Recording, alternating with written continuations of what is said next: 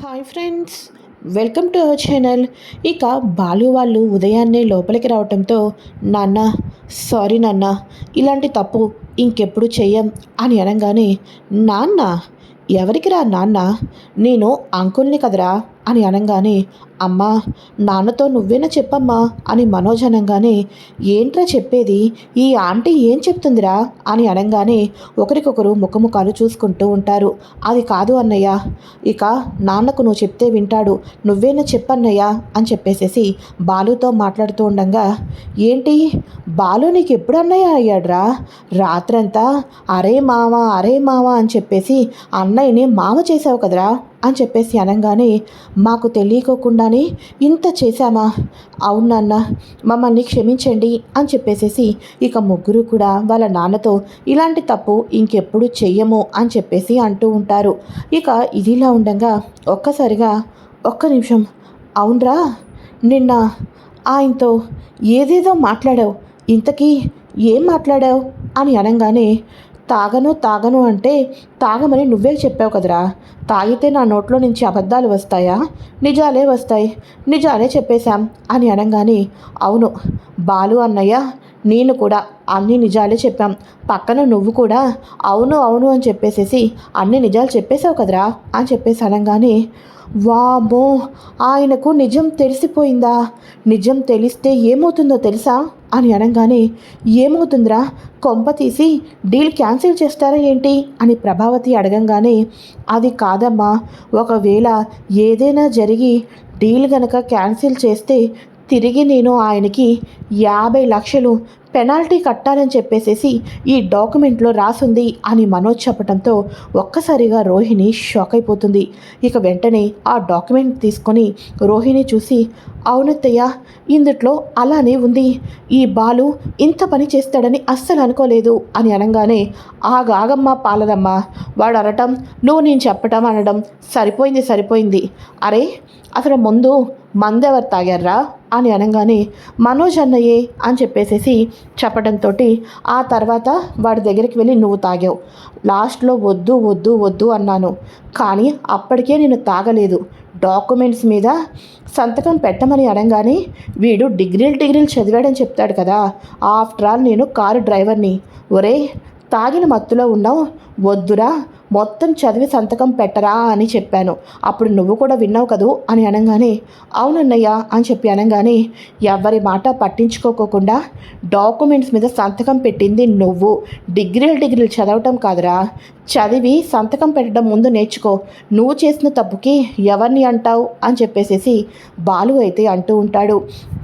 ఇక ఒక్కసారిగా ప్రభావతి అయితే చేసిందంతా చేసి, మనోజనంటావేంట్రా అని అనగానే, నువ్వాగు ప్రభా, ఎందుకని చెప్పేసి కారణం లేకుండా కూడా 24 గంటలు కూడా మీనా అని బాలుని అనటానికి ముందల కాళ్ళ మీదకి వస్తూ ఉంటావు, వాడు చదువుకున్నాడు, ఒక సంతకం పెట్టేటప్పుడు ఎలా పెట్టాలనో తెలీదా, అయినా ఒక డీల్ వచ్చింది అంటే, ఒక డీల్ కుదుర్చుకుంటున్నాము అంటే ఇక మన కష్టాజితం చూడాలి, అంతేకాదు మనం ఇంతవరకు ఏం సాధించామో అన్నది చూడాలి, అంతే తప్ప ఫ్యామిలీ కూడా రిచ్గా రెడీ అయ్యి వెళ్తే మనకు ఒక ఆఫర్ ఇవ్వటం ఏంటి, ఆ ఆఫర్ అనే కథలో వీళ్ళు పరిగెత్తడం ఏంటి, ఇక మొత్తానికి ఆకాశానికి నిచ్చెన వేశాడు, నేల మీద పడ్డాడు, ఇది వీడికి ఏమైనా కొత్త ఏంటి, చాలు ఉదయం లేచినప్పటి నుంచి ఒకటే మందు వాసన వస్తుంది, ముందు అర్జెంటుగా ముగ్గురు వెళ్ళి తలస్నానం చేసి కిందకి రండి అని చెప్పేసి అనగానే, సరే అయితేనని చెప్పేసేసి ఇక వీళ్ళ ముగ్గురు పైకైతే వెళ్ళిపోతారు. ఏంటి అలా చూస్తున్నావు, మనోజు ఎప్పుడు తిన్నాడో ఏమో, పాపం రాత్రంతా బయటే పడుకున్నాడు, వెళ్ళి వాడికి ఇష్టమైన టిఫిన్ తొందరగా రెడీ చెయ్యి అని చెప్పి అనగానే, చెయ్యనత్తయ్య, చెయ్యనంటే చెయ్యను అని అనగానే, ఏంటే నోరు నెగుస్తుంది ఏంటే నీకు అని అనగానే, మనోజ్కి ఇష్టమైనవన్నీ చేసి పెట్టడానికి వాళ్ళ ఆవిడ ఉందన్న విషయం రోజుకి నేను ఎన్నిసార్లు గుర్తు చేయాలి మీకు, ఒక టిఫిన్ చేస్తాను, అందరూ తినేటట్టు చేస్తాను, అంతే తప్ప మీ పెద్ద అబ్బాయికి నచ్చింది మీ కోడలతో చేయించుకుంటారో మానుకుంటారో నాకు అనవసరం అని చెప్పేసి అనగానే, సూపర్ అమ్మ నువ్వు, అందరికీ నచ్చింది, అందరూ తినింది, అలాగే వెళ్ళి చేయమ్మా మీనా అని అనగానే అలాగే మావయ్య అని చెప్పేసేసి వీళ్ళు లోపలికైతే వెళ్తారు. మీనా టిఫిన్ అంతా రెడీ చేస్తూ ఉంటుంది. ఇక వీళ్ళు స్నానం చేసి కిందకు దిగంగానే నిజంగానే ఆ బిజినెస్ మ్యాన్ అయితే తిన్నగా ఇంటికైతే వచ్చేస్తాడు. ఇక ఇంటికి రావటంతో ఎక్కడ ఆ ఫ్రాడ్ ఎక్కడా అని చెప్పేసి అనగానే, సార్ మీరా అనుకున్నట్టుగానే ఇంటికి వచ్చేసారా అని అనగానే, చూడు నువ్వు పెద్ద ఫ్రాడ్, మీరు పెద్ద బిజినెస్ మ్యాన్ అని చెప్పేసేసి నాకు మోసం చేసి నాతో డీల్ కుదుర్చుకుందాం అనుకున్నావు. డీల్ క్యాన్సిల్ అయిపోయింది, ఎందుకంటే నువ్వు అబద్ధాలు చెప్పావు కాబట్టి. ఇక డీల్ క్యాన్సిల్ అయిపోతే దానిలో రాసిన లాస్ట్ పాయింట్ చదివావా? 50 లక్షలను నాకు పే చేయాలి, 50 లక్షలు మర్యాదగా నాకు కట్టి తీరాల్సిందే, ఎప్పుడు కడతావు అని అడగానే, సార్ అంత డబ్బు నా దగ్గర లేదు సార్, అంత డబ్బే ఉంటే నా బిజినెస్ని నేను స్ప్రెడ్ చేసుకుంటాను కదా సార్ అని చెప్పేసేసి మనోజ్ అయితే అంటూ ఉంటాడు. ఇక బాలు అయితే, సార్ వాడు అంత డబ్బులు ఇచ్చుకోలేడు సార్, అయినా వాడు జీవితంలో ముందుకు అడుగు వేద్దామని మీతో బిజినెస్ ట్రై చేద్దాం అనుకున్నాడు తప్ప వాడి దగ్గర ఏమీ లేదు సార్. ఫర్నిచర్ షాప్ కూడా డీలర్స్ చేతిలోనే ఉంది, డీలర్స్ ఎంతో కొంత ప్రాఫిట్ ఇస్తారు తప్ప ఇంకేమీ లేదు సార్. అది కూడా వాడు ఈ మధ్యనే బిజినెస్ స్టార్ట్ చేస్తున్నాడు. ఇక తప్పుగా ఈ ఒక్కసారికి వాడిని క్షమించండి సార్ అని చెప్పేసి అనగానే, ఏంటి క్షమించేసేది, ఇదేమైనా చిన్న చిన్న వ్యాపారాలు, కూరగాయల వ్యాపారాలు అనుకుంటున్నారా? పెద్ద పెద్ద బిజినెస్ డీలింగ్స్ ఇవన్నీ కూడా. నా టైం ఎంత వేస్ట్ అయింది, నేను ఎంత నష్టపోయాను. కాబట్టి ఇంకొకసారి ఉన్న టాలెంట్ని పక్కన పెట్టేసేసి కోటీశ్వరులని చెప్పుకొని ఎక్కడికో ఇక బిజినెస్ల గురించి వెళ్ళకోకుండా ఉండాలి అంటే ఇప్పుడు ఇక్కడ మేము కరెక్ట్గా మా రూల్స్ అండ్ రెగ్యులేషన్స్ని ఫాలో చేసి తీరాల్సిందే. చూడు మనోజ్, నీ గురించి నువ్వు ఎంత చెప్పుకున్నా కూడా ఇక నేను మారను, నేను రూల్స్ని పాటిస్తాను. 50 లక్షలు నేను చెప్పినట్టు కట్టావు, లేకపోతే ఒక 5 రోజుల లోపల పోలీసులే వచ్చి నిన్ను అరెస్టు చేస్తారు, గుర్తు పెట్టుకో అని చెప్పేసేసి బిజినెస్ మ్యాన్ అయితే వెళ్ళిపోతాడు. ఒక్కసారిగా అమ్మా పోలీసులు నన్ను అరెస్టు చేస్తారంటమ్మా, నాకు భయంగా ఉందమ్మా అని చెప్పేసేసి ఒకటే భయపడిపోతూ ఉంటాడు మనోజ్ అయితే. ఇక వెంటనే, నీకు జరగాల్సిందేరా, నీకు జరగాల్సిందే. సంతకం పెట్టేటప్పుడు చదువుకొని బాలు అన్నయ్య కూడా ఇక చదివి పెట్టరా అని అంటే, ఒకటే నాకు లాభాలు వచ్చేస్తున్నాయి, కోటీశ్వరుని అయిపోతున్నాను, పెద్ద బిజినెస్ మ్యాగ్నెట్ని అయిపోతున్నాను అని చెప్పేసేసి గాల్లోనే కలలు కనేసేసావు. ఇప్పుడు చూడు చివరాఖరికి ఏమైందో అని అనగానే, అందరూ మనోజ్ని అలా అంటారేంటి, అయినా చివరి క్షణంలో తాగకోకుండా ఉంటే ఈ బిజినెస్ మనకే వచ్చేది. అప్పుడు నిజంగానే మనోజ్ తన అనుకున్నది సాధించేవాడు. దీని అంతటికి కూడా కారణం నిజం చెప్పేసిన బాలునే అని చెప్పేసేసి రోహిణి అంటూ ఉంటుంది. ఇక వెంటనే, అసలు మేము రాకపోతే ఏం చేసేదాన్ని పాలరమ్మ, అయినా మేము తాగకూడదు అన్నప్పుడు ముందు వాడు తాగకూడదు, అయినా అందుట్లో 50 లక్షలు రాశాడు, రేపొద్దున్న 1 కోటి రాస్తారు, లేకపోతే 10 కోట్లు రాస్తాడు. చదువుకున్నవాడు ఆ మాత్రం వాడికి తెలీదా అని చెప్పేసేసి, మీనా నాకు ఆకలిస్తుంది, అవతల నా కార్ రెడీగా ఉంది, నాకు టిఫిన్ పెట్టు అని చెప్పేసి అనగానే, అవును మీనా నేను కూడా వెళ్ళాలి అని చెప్పేసేసి ఇక మనోజ్ విషయాన్ని ఎవరు పట్టించుకోకుండా ఎవరు బ్రేక్ఫాస్ట్ చేసి వాళ్ళు బయలుదేరుతూ ఉంటారు. ఇక మనోజ్ అయితే భయపడిపోతూ ఉంటాడు.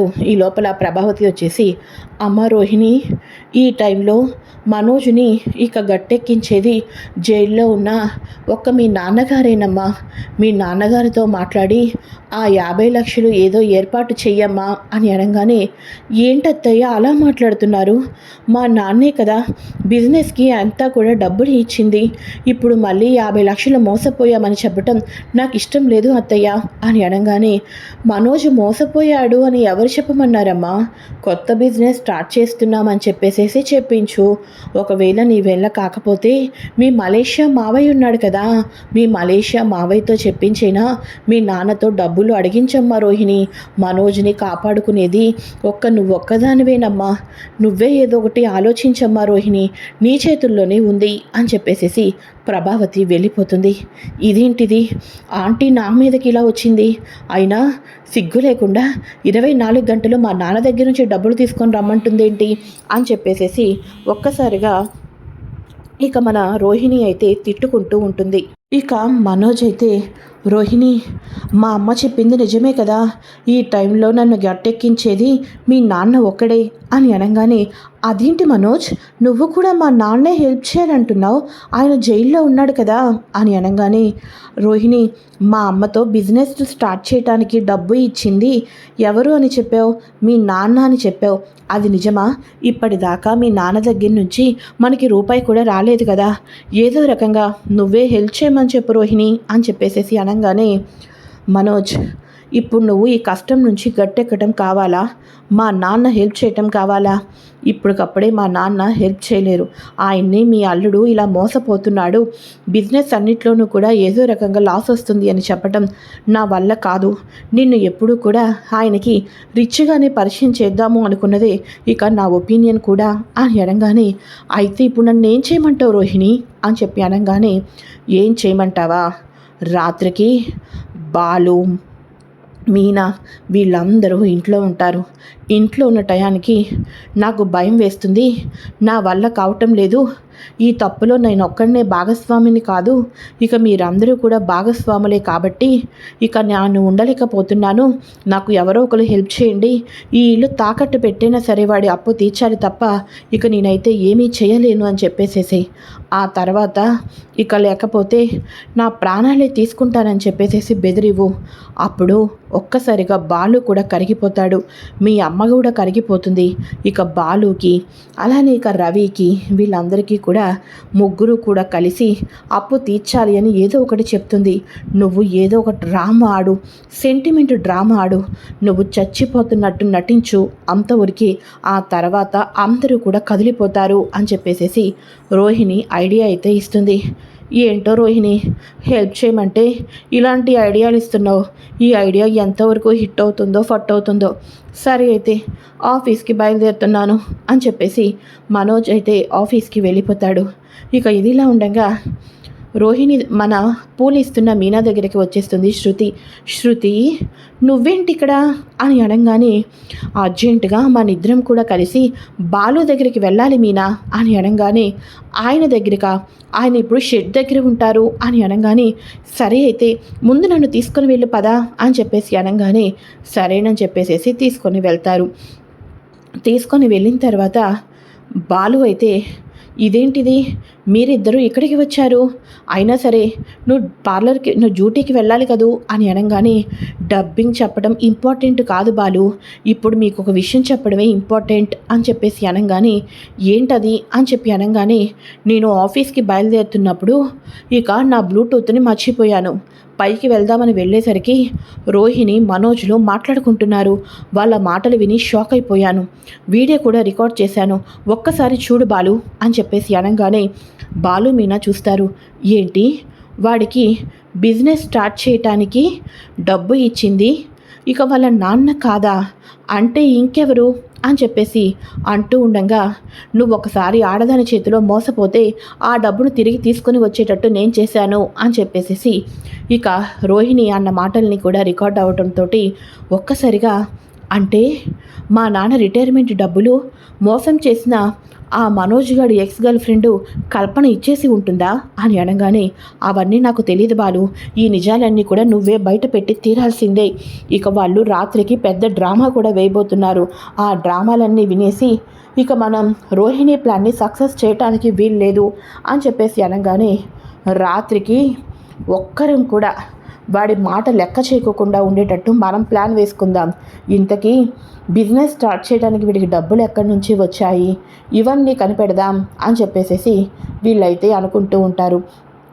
ఇక బాలు అయితే ఆ గర్ల్ ఫ్రెండ్ కల్పన ఎక్కడ ఉందో ఏం చేస్తుందో తెలుసుకోవాలి అంటే ఇక ఏం చేయాలి అన్నది తన ఫ్రెండ్ రాజేష్ని కనుక్కోవాలి అని చెప్పేసి అనుకుంటూ ఉంటారు. అప్పుడు రాజేష్ అంటాడు, ఒరే, ఆ అమ్మాయి కెనడా వెళ్ళిపోయింది అని అన్నావు, కెనడా వెళ్ళిపోయిన అమ్మాయి తిరిగి డబ్బు ఇవ్వటం అయితే కుదరదు, కానీ తనకి ఇండియా వచ్చింది అని తెలిస్తే మాత్రం ఇక మన మనోజు డబ్బులు వసూలు చేసి ఉండుంటాడని నా అభిప్రాయం, కాబట్టి ఒకసారి ట్రావెల్ ఏజెన్సీస్ దగ్గరకు వెళ్ళి కల్పన అనే అమ్మాయి కెనడా నుంచి వచ్చిందా లేదా, ఇవన్నీ కల్పన గురించి నీ దగ్గర ఇన్ఫర్మేషన్ ఏమైనా ఉంటే తెలుసుకో అని చెప్పేసి అనగానే, అరే అవన్నీ నాకు కనుక్కోవడం తెలీదురా, కొంచెం నువ్వు కూడా రారా అని చెప్పేసి ఇక అప్పుడు మనోజు ఇక ఫ్లైట్ టికెట్స్ బుక్ చేసుకోవాలి ఇవన్నీ చెప్పేవాడు కదా. ఇక వాటి ఇన్ఫర్మేషన్ అన్నీ కూడా కొద్దిగా అంత ఇన్ఫర్మేషన్ అంతా కూడా గుర్తు ఉండటంతో బాలు చెప్పిన ఇన్ఫర్మేషన్ తోటి రాజేష్ బాలు ఇద్దరు కూడా ఇక ట్రావెల్ ఏజెన్సీస్ దగ్గరికి వెళ్తారు. కల్పన అడ్రస్ తెలుసుకుంటారు. కల్పన ఇంటికైతే వెళ్తారు. కల్పనను చూసి బాలు ఒక్కసారిగా మేడం కల్పన అంటే మీరా అని చెప్పేసి అనగానే అవును బాలు అని అంటూ ఉండగా మేడం తప్పుగా అనుకోకండి, ఇక మీరు మా మనోజ్ ఎక్స్ గర్ల్ ఫ్రెండా అని అనగానే ఈ నిజం నీకు ఇన్నాళ్ళకి తెలిసిందా బాలు అని చెప్పేసి అనగానే అంటే అని అంటూ ఉండగా ఇక వాడి దగ్గర నుంచి మీరు డబ్బులు తీసుకున్నారు కదా మళ్ళీ తిరిగి ఇచ్చేశారా అని అనగానే బాలు నీకో విషయం తెలుసా, ఇక నేను ల్యాండ్ కొనాలి అని చెప్పేసేసి అనుకుంటున్నప్పుడు నువ్వు పోలీస్ స్టేషన్కి వచ్చి సాక్షి సంతకం కూడా పెట్టావు. అది ఎందుకో తెలుసా, మీ మనోజ్ నా దగ్గర నుంచి నేను 40 లక్షలు తీసుకుంటే ఆ రోహిణి చాలా తెలివైంది. 40 లక్షలకి వడ్డీ ఎవరిస్తారని ఇంకో 5 లక్షలు కలిపి 45 లక్షల రూపాయలు నా దగ్గర నుంచి తీసుకున్నారు. పోలీస్ స్టేషన్లో అవన్నీ కూడా ఉన్నాయి. ఇప్పుడు నేను తిరిగి కెనడాకి ఎందుకు వెళ్ళలేకపోతున్నానో తెలుసా, ఆ రోహిణి మనోజు నా మీద పెట్టిన పోలీస్ కంప్లైంట్ ద్వారానే. వాళ్ళిద్దరూ ఆ కేసుని వాపస్ తీసుకుంటే నా ఫ్లైట్ టికెట్ బుక్ అవుతుంది. నేను మళ్ళీ కెనడాకి వెళ్ళాలి. నేనే నీకు వచ్చి హెల్ప్ చేయమని అడుగుదాం అనుకుంటున్నాను అని అనగానే అలానే మీరు కెనడా వెళ్ళేటట్టు ఫ్లైట్ టికెట్ బుక్ అయ్యి ఆ మనోజ్ గాడు ఇక కేసు వాపస్ తీసుకునేటట్టు నేను చేస్తాను. కానీ అంతకుముందు మీరు ఒక్కసారి మా ఇంటికి రావాలి, నిజమంతా చెప్పాలి అని చెప్పేసి చెప్పంగానే సరే అయితే నేను చెప్పేసేసి మొత్తానికి రాత్రికి చావు డ్రామా ఆడదామనుకున్న మనోజ్ ఆశలన్నీ కూడా అడియాసలు చేసేసి బాలు అయితే తిన్నగా ఇంటికి కల్పననైతే తీసుకొని వస్తాడు. ఎవర్రా ఈ అమ్మాయి అని అనగానే నాకన్నా మన మనోజ్ గడికి బాగా తెలుసు, వాడి నోట్లో నుంచి చెప్తేనే బాగుంటుందేమో అని అనగానే కల్పన నువ్వేంటి అని చెప్పేసి అనగానే ఒక్కసారిగా రోహిణి వచ్చేసేసి మనోజ్ కాలు గట్టిగా తొక్కుతుంది. అసలు మీరెవరు అని చెప్పేసి మళ్ళీ మాట మారుస్తాడు. ఇక వెంటనే కల్పన ఎందుకు మాట మారుస్తున్నావు, నేను నీ ఎక్స్ గర్ల్ ఫ్రెండ్ అన్న విషయం నీకు తెలీదా, నా గురించి ఏమీ తెలియకోకుండానే నేను నిన్ను మోసం చేశానని చెప్పేసేసి నువ్వు నీ వైఫ్ ఇద్దరు కూడా పోలీస్ స్టేషన్లో కంప్లైంట్ ఇచ్చారా అని అనగానే ఏంటి మా మనోజ్ గాడు మా కోడలు రోహిణి నీ మీద కంప్లైంట్ ఇవ్వడం ఏంటమ్మాయి అని అనగానే ఏంటంటే నేను 40 లక్షలు తీసుకొని వెళ్ళిపోయాను కదా అందుకోసమే నా మీద కంప్లైంట్ ఇచ్చారు అని అనగానే అంటే మా మనోజ్ గారిని ప్రేమించి మోసం చేసింది నువ్వా, ఇన్నాళ్ళకి దొరికావా, ఆ 40 లక్షలు ఎక్కడా అని అనగానే 40 లక్షలు కాదంటీ, 40కి 5 లక్షలు వడ్డీ తీసుకొని ముక్కుపిండి మరీ వడ్డీ వసూలు చేసింది మీ కోడలు రోహిణి. 45 లక్షల రూపాయలు ఇచ్చి 3 నెలలు అయిపోయింది. ఈ విషయం మీకు ఇప్పుడు దాకా తెలీదా అని చెప్పేసి అనగానే ఏంటి మా ఆయన రిటైర్మెంట్ డబ్బులు పోయాయి అనుకుంటే మా మనోజ్ గారు వడ్డీతో సహా వసూలు చేశాడా, ఏరా మనోజ్ ఆ అమ్మాయి చెప్పిందంతా నిజమేనా అని అనగానే అంటే అమ్మా అది నిజమేనమ్మా అని అనగానే మరి ఇప్పటిదాకా ఎందుకురా చెప్పలేదు అని అనగానే అంటే నేను నిజం చెప్దామని అనుకున్నానమ్మా, కానీ చివరి నిమిషంలో రోహిణి నిజం చెప్తే మనకేం వస్తుంది, ఈ డబ్బుతో బిజినెస్ స్టార్ట్ చేద్దామని చెప్పేసి ఐడియా ఇచ్చిందమ్మా, అందుకోసమే నీ దగ్గర అబద్ధం చెప్పానమ్మా. ఇక బిజినెస్ స్టార్ట్ చేసింది రోహిణి వాళ్ళ నాన్న ఇచ్చిన డబ్బుతో కాదమ్మా, ఇక కల్పన ఇచ్చిన డబ్బులతోనే అని చెప్పేసి అనటంతో ఒక్కసారిగా ప్రభావతి అయితే షాక్ అయిపోతుంది. రోహిణి అలానే మనోజ్ చంప పగలకొట్టి నా భర్త కష్టాజితాన్ని నీ పుట్టింటి నుంచి తీసుకొని వచ్చినట్టు నటించావా ఇంతకాలం, ఇది ఒక్కటేనా, ఇలాంటి మోసాలు కుట్రలు నీకు పుట్టి పెరిగినప్పటి నుంచి అలవాటేనా అని చెప్పేసి అనగానే బాలు అంటూ ఉంటాడు ఏంటి చిన్న తప్పు చేస్తేనే నా భార్యని నన్ను ఇంటి నుంచి గెంటేస్తాను అని అన్నావు, అలాంటిది నాన్న జీవితాంతం కష్టపడితే వచ్చిన రిటైర్మెంట్ డబ్బులు అవి, అలాంటి డబ్బులు కొట్టేసిన వాడికి కేవలం చంపదెబ్బ కొట్టి మాత్రమే వదిలేస్తున్నావా? లేకపోతే నా భార్యని ఇంటి నుంచి గెంటేస్తానన్నట్టు రోహిణిని కూడా ఇంటి నుంచి గెంటేస్తున్నావా? ఏ ఇప్పుడు అందరికీ ఒక న్యాయం కాదా అని బాలు అడుగుతూ ఉంటాడు. ఇక వెంటనే ఒక్కసారిగా అమ్మ ఇది నా ఐడియా కాదమ్మా, నేను నీకు చెప్దామని అనుకున్నానమ్మా, కాకపోతే రోహిణిని చెప్పొద్దనిందమ్మా అని అనగానే ఒక్కసారిగా రోహిణి దగ్గరికి వెళ్తూ ఉంటుంది. అత్తయ్య అది కాదత్తయ్య, నా మాట వినండి అని చెప్పేసి అనగానే ఏంటి నీ మాట వినేది? ఇంతకాలం నువ్వు కోటీశ్వరాలు కూతురివి అనుకున్నాను. నువ్వే గనక కోటీశ్వరాలు కూతురివి అయితే ఇక మనోజ్కి 50 లక్షలు అవసరం వస్తుంది అంటే మీ నాన్న ఇవ్వలేకపోయాడు. బిజినెస్ చేయాలి అనుకున్నా మీ నాన్న ఇవ్వలేకపోయాడు. అంటే ఇదంతా కుట్ర కాదా? నువ్వు చేస్తున్న మోసం కాదా అని చెప్పేసేసి ఇక నీలాంటి వాళ్ళను క్షణం కూడా నేను భరించలేను, ఇక నిన్ను ఇంట్లో ఉండనిచ్చేదే లేదు అని చెప్పేసేసి ఇక ప్రభావతి అయితే నిర్ణయం తీసుకుంటుంది. ఇది ఫ్రెండ్స్ లేటెస్ట్ ఎపిసోడ్.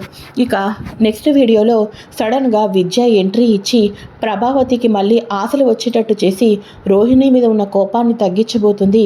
కానీ అక్కడ బిజినెస్ మ్యాన్ మాత్రం మనోజ్కి 50 లక్షలు బెదిరిస్తూనే ఉంటాడు కదా. ఆ 50 లక్షలు బెదిరించిన విషయంలో తన పార్కు ఫ్రెండ్ ఒకడు ఉంటాడు కదా, ఈ డీలింగ్ అంతా ఇచ్చిన ఐడియా అతందే కదా. ఇదంతా కూడా వాళ్ళు వేసుకున్న పెద్ద డ్రామా అన్న విషయాన్ని ఇక మన మీనానే బయట కూడా పెట్టబోతుంది. ఇక మీనా తమ్ముడికి మీనాకి అన్యాయం చేద్దాం అనుకున్నప్పటికీ కూడా ఇక మీనా మనోజ్ని 50 లక్షల్లో నుంచి ఎలా సేవ్ చేయబోతుందన్నది రానున్న రోజుల్లో తెలుసుకోబోతున్నాం. ఫ్రెండ్స్, మీకు కనుక ఈ వీడియో నచ్చినట్లయితే లైక్ చేయండి. నెక్స్ట్ ఎపిసోడ్స్ కోసం ఛానల్ని సబ్స్క్రైబ్ చేసుకోండి. Thanks for watching. బాయ్.